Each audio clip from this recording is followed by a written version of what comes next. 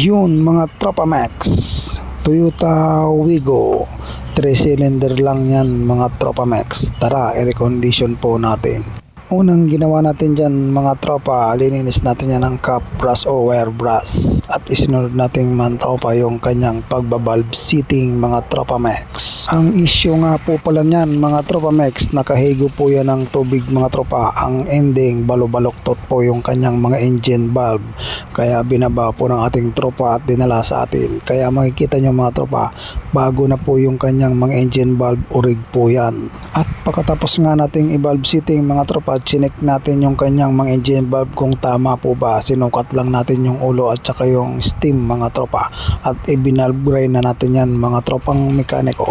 At pagkatapos nating i-valve grind mga tropa, importante mahugasan natin yan mga tropa ng maayos, kasi yung tira-tirang grinding compound mga tropa, delikado po yan mga Tropa Max. At yun, ikinabit na natin dyan mga tropa yung kanyang mga bagong valve seal, at inasimbol natin yan mga tropa na wala po munang valve spring para naman po i-valve clearance mga Tropa Max. Ganyan lang mga tropa ang style o gagawin nyo kung mayroon po kayong maka-encounter na ganyang cylinder head.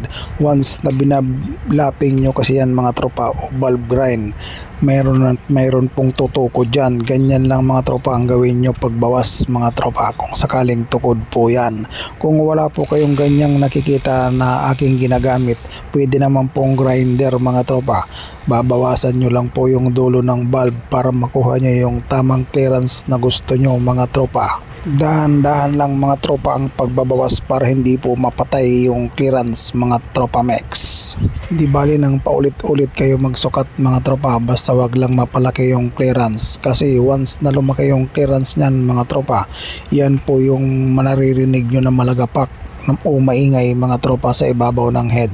At yun, matapos nating i-valve clearance mga tropa, binaklas nating muli para naman po ikabit yung kanyang mga valve spring. Ang linagay nga po pala natin na clearance dyan mga tropa, 0.008 mga Tropa Max. Pero kung kayo mag-check ng clearance mga tropa at nakita nyo na ang clearance 0.009 o kaya 0.008 o 11 pa, huwag kayong mag-alala mga tropa, hindi po yan iingay. Pasok pa naman po yan sa kanyang maximum mga Tropa Max.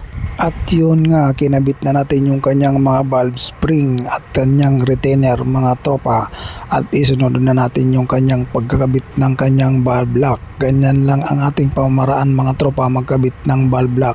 Alam ko marami tayong technique o style ang ating mga tropa para ikabit ang kanyang valve lock. Ganyan lang tayo magkabit mga tropa. Meron lang tayong press drill at napakabilis po niyan mga tropa. At matapos nating ikabit yung kanyang mga valve lock mga tropa, siguraduhin po natin na papalo-paloin natin yung dulo ng valve para 100% mga tropa na kumapit po yung kanyang valve lock. At yun, matapos yan, ibinalot na natin yan mga tropa, ready to deliver na sa ating tropang mekaniko. At yun, marami pong salamat mga Tropa Max, pa-like and follow po dyan at pa-share na rin mga tropa. Mayroon po tayong YouTube channel, pa-subscribe na rin po mga tropa. Marami pong salamat.